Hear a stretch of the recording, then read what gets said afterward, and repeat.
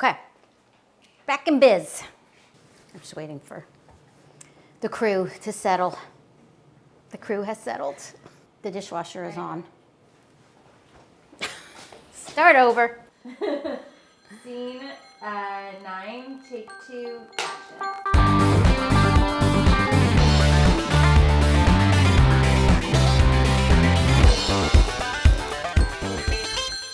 Hey everybody, welcome back to the Chefsmartypants Academy here on YouTube. Thanks so much for joining me. I, by the way, am Erica Wides. I don't know if I ever say my actual name. It's down there in the bio.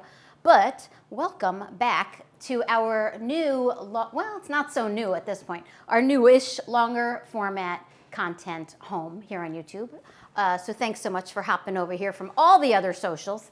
And this is where I'm trying to basically give you culinary school, like teach you the basics, teach you how to be a better cook, a more instinctive cook. And part of being a good cook means that you have to understand basic techniques, skills, techniques, right? And that's what culinary school is about, and that's what I want to teach you here. So let's talk today about your green veg, specifically your hard green veg, okay? Not like your spinach, leafy greens, or arugula, but your hard, dense green veg. So things like broccoli rabe, green beans, asparagus, if it were in season right now, which it's not, things like that. So your hard, dense green vegetables, they require a little more finesse when you're cooking. If I had a pile of spinach, pile of chard, something like that, I would just saute them. I'd throw them in a hot pan, some garlic, some oil, boom, saute them down. But these guys, because they're a little more dense, and they also tend to have a little bitterness to them, there's a couple of ways that we can work around that. So let's say I just wanted like plain old like boiled or steamed broccoli with a little butter on it. I would do that. I could boil it, I could steam it, take it out, put some butter, eat it just like that. That's great. But maybe I wanted to like saute that broccoli, or I wanted to roast that broccoli, or maybe I want to serve it on a crudité with dip. Crudité is raw vegetables. Now, I don't know about you guys, but I have been served enough raw broccoli with dip to last a lifetime. Okay, I love broccoli. Broccoli is one of my favorite vegetables, but to me, sorry broccoli, but raw, it's like torture trying to eat raw broccoli. And people put it out raw on their crudité, and they expect me to enjoy that, and I'm not going to. So what you can do is this technique that we call blanching your broccoli. So blanching is when you immerse vegetables into boiling, very salty water. It cooks them. You scoop them out, and then you drop them in ice water. Ice water. That's called shocking. So why do we do this? Why do we blanch and then shock? We do it to cook our green vegetables, to get them nice and bright green, to get them juicy, crispy, tender, beautiful, like Emerald City green. Like remember in The Wizard of Oz when suddenly, and then we shock them because the shocking stops that cooking, keeps them from overcooking, keeps them from changing in color, because that green color will start to fade out if you don't do that, okay? And it's a way of keeping your vegetables very fresh. So let's say I brought home a head of broccoli. I had all the best intentions, right? And I brought this home, I stuck it in the fridge, and then like 5 days went by and I ignored it. When I went to go into the fridge and I looked at this broccoli, it might be looking a little sad. It would, look up at me reproachfully because I ignored it. It's gonna start to look a little soft, a little wilted, maybe a little slimy, because vegetables are covered in microbes, right? We all are. There's microorganisms, microbes everywhere. And right now, those microbes are attacking this and eating it and making it go bad because they're hungry, and that's what they do. If I brought this home from the market and I immediately blanched it in that boiling salted water, that would basically sterilize the surface, and that would keep this a lot longer in my fridge. If I blanch it and shock it, and then I pat it dry and I put it away, that's gonna keep for like 2 weeks in my fridge if I keep it airtight, okay? So it's also a great way to kind of preserve and save your produce from, the dreaded slime in the fridge. Okay. But sometimes people will say to me, well, how come you blanch as opposed to just steaming?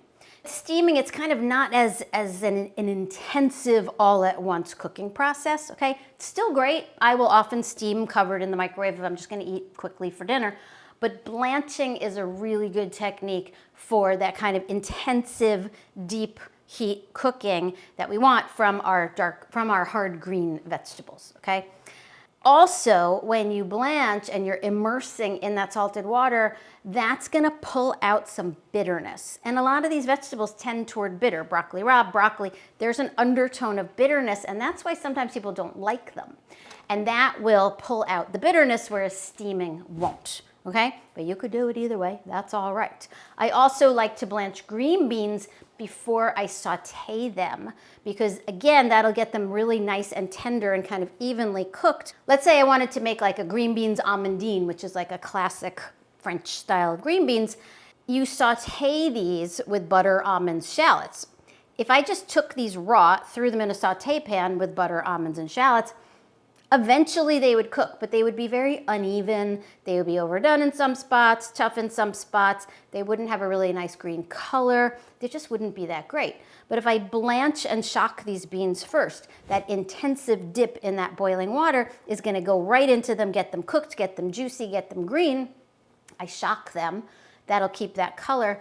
And then the saute with the shallots, the butter, etc., that's like a cosmetic procedure. Okay, so think of the blanch as like the serious medical procedure, and then the saute later on as the little touch-up cosmetic procedure. Okay, so that's like a finishing touch. Now, something like broccoli rabe, usually we eat this sauteed with garlic, olive oil, maybe some hot chili pepper flakes. Same thing. If you take raw broccoli rabe, by the way, my favorite vegetable, I would marry you, broccoli rabe, if I could. But if you take this raw, same thing, throw it in a hot pan with oil, it's gonna really suck. It's gonna be stringy and tough and bitter. It's not gonna cook evenly. But if we give this a blanch first, that's gonna soften it up. It's gonna pre-cook it. It's gonna leach out some of that bitterness. Then I'll shock it, I'll squeeze it dry. And then again, I just saute with the garlic and oil just to get that flavor into it, okay? So that's why we do it. Do you have to blanch? Do you have to shock? No, you don't have to do anything. You have free will, okay, as a human on this planet. I am just recommending to you that you do this. Now, before we get into all that, the blanching, the shocking, the sauteing, all of that stuff, let's talk about how to cut your broccoli correctly and also how to not be a wasteful person. Now, you guys know me. You know me from Instagram. You've known me for a while now here. You know that I cannot stand, that I abhor food waste. Okay, to me, food waste is a crime against humanity and against vegetable humanity. What do I do with this broccoli? Well, first of all, how many times have you, I know it's you, or people you know, you buy yourself a head of broccoli, you bring it home, you do this, you cut off that stem, and what do you do with this stem? Come on, I know what you do. You toss it out because you think, well, what am I supposed to do with this stem? People, this is food and you should eat it. A lot of work, resources, labor, time went into growing this. Why does this go in the trash? I don't know. You tell me. Now, a lot of times what people don't like about broccoli stem is that the skin is tough. And it does. It has a thick skin on it, and that's kind of tough. So you can take that skin off and then you can use it. Now, in some Asian cuisines, this will just get sliced up really thin and stir-fried or sauteed, and you could definitely do that. You could slice it up really thin, you could throw it into soups, you could shred it raw and make a broccoli slaw out of it. That's really good too. But if the skin is what bothers you, then what I always do, take my knife, or you could use a peeler too, and I slice off some of that outer skin. Just try to go as close as you can to the edge and take off the skin because the skin is what people don't like. The skin is what makes that broccoli stem tough. So just take that off, be as kind of minimal as you can with that, like that. Also, if you find any little leaves, keep those. You want to eat those leaves because these leaves are actually the most nutritious part of your broccoli, believe it or not, and most of them get cut off before it's even sold to you. Now this stuff, it's a little tough. I would not put this into a veg stock because it's sulfuric and it's not going to taste good in your veg stock or your veg broth. I'm composting mine. A lot of people in comments on Instagram have told me they give that to their dogs. I'm down with that. If your dog likes broccoli, more power to your dog. Then with this, now this could get blanched and shocked, sauteed, steamed, whatever you want to do with it. But what I love about this in this raw stage is that it's actually really, really crisp and tender. And I call this fillet of broccoli, okay? So the inner core of this broccoli stem is actually a delicious vegetable eaten raw. right? Now, I'm not a fan of this. I'm not gonna eat this raw because, I mean, you can if you like it, I don't.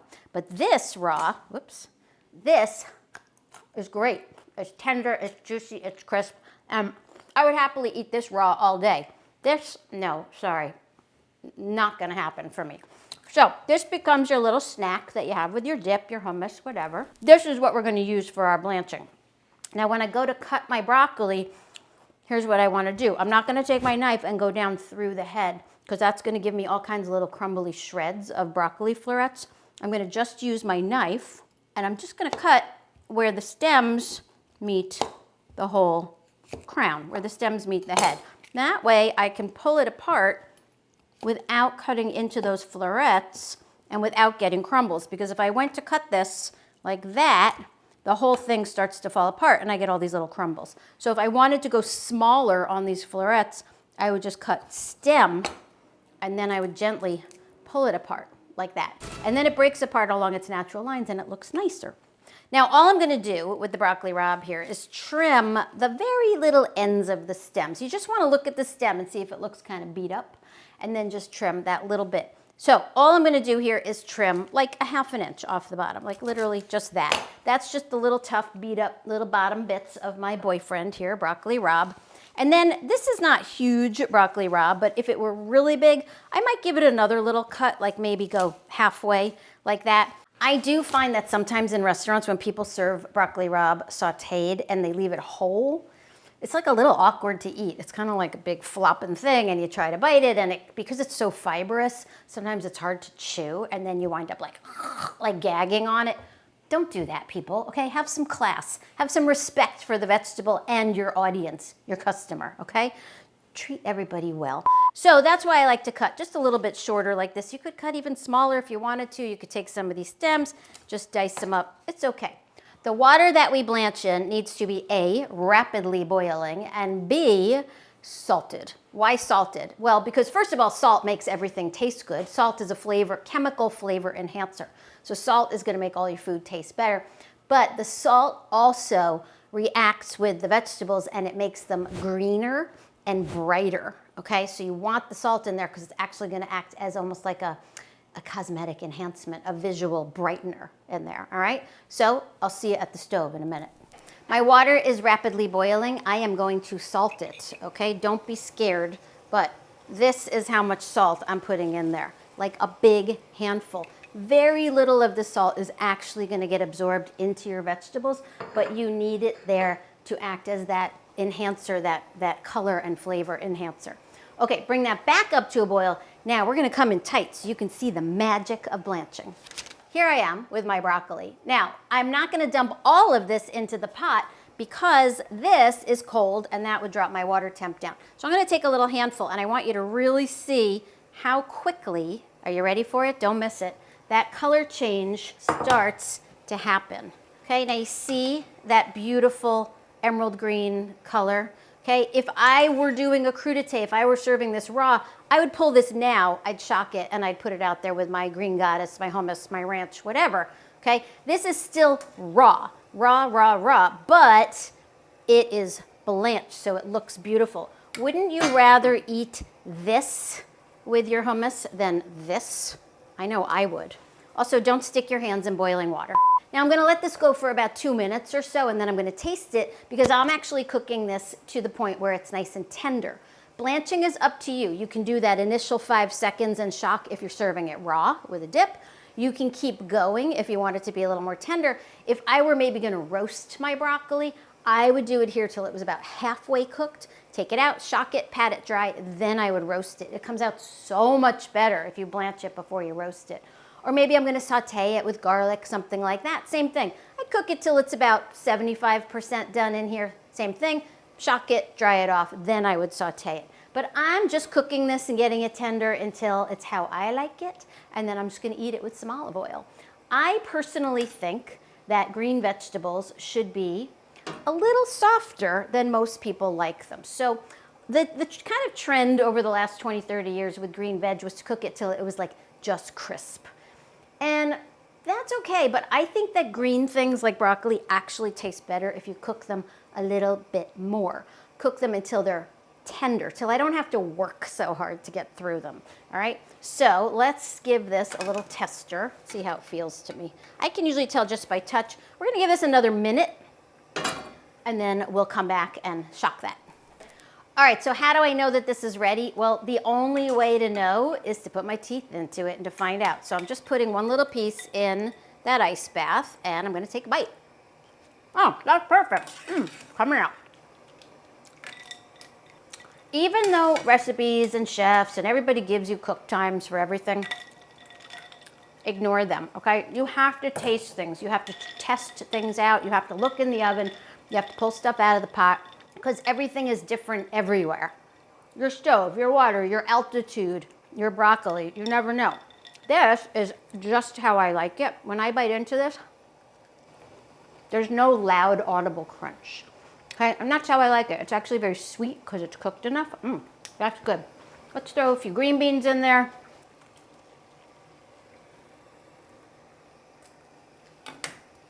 Same idea. Welcome to the Emerald City, Dorothy. All right, let's get these green beans out. How do they feel? Yeah, they feel good to me. Get in there. We're gonna shock those. Actually, stay right here. And let's get some broccoli raw blanching. Why not?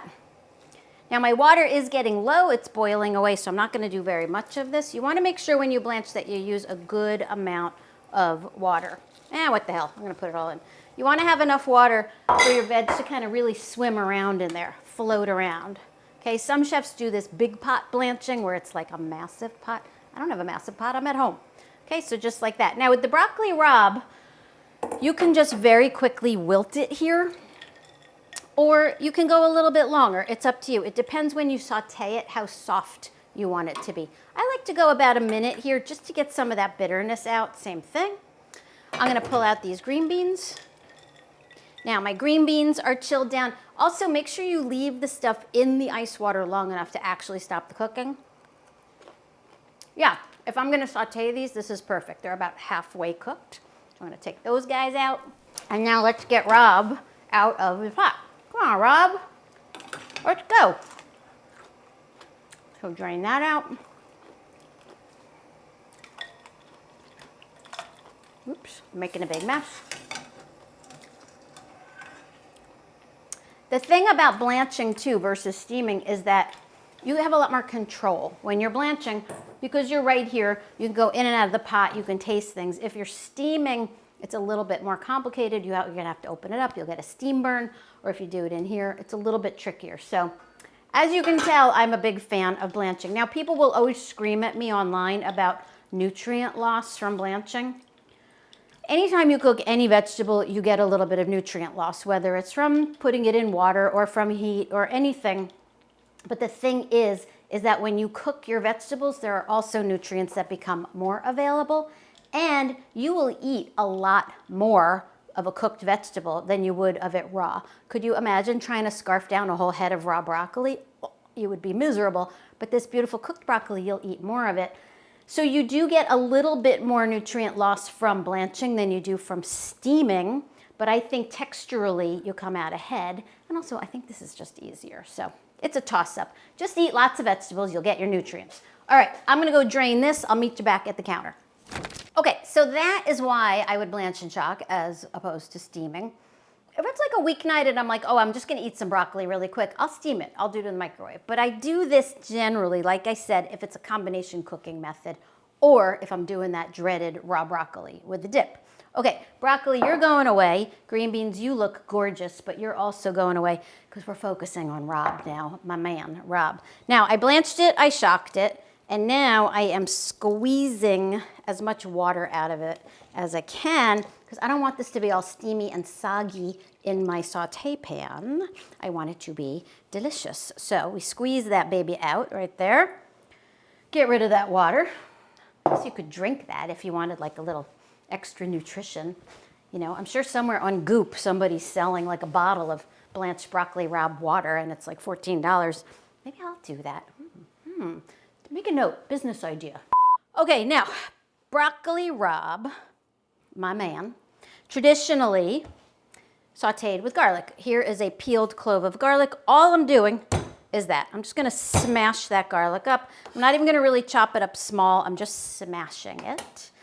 And we're gonna go back to the stove now. I know it's a lot of running around. My poor camera woman is exhausted. We're going back to the stove. We're gonna saute broccoli rabe.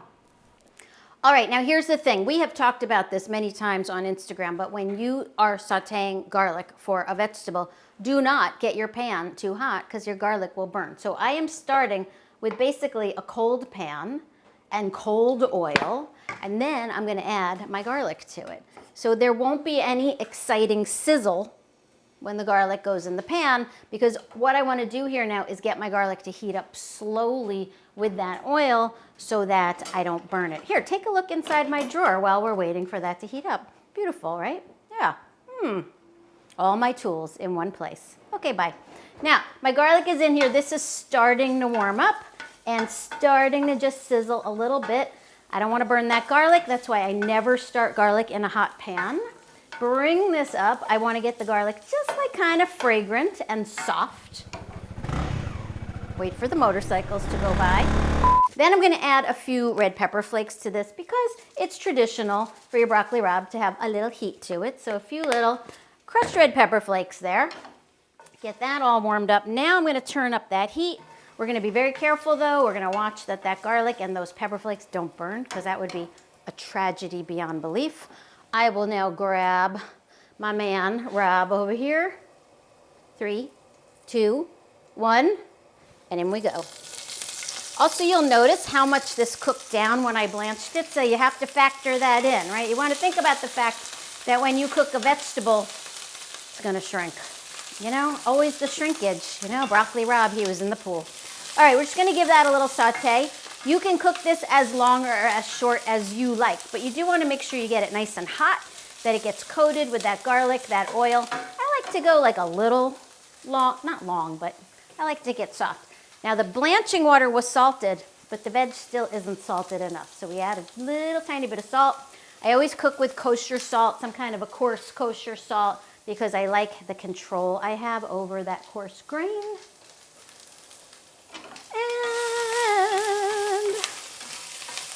Give them back maybe like another minute. Okay, shutting it down.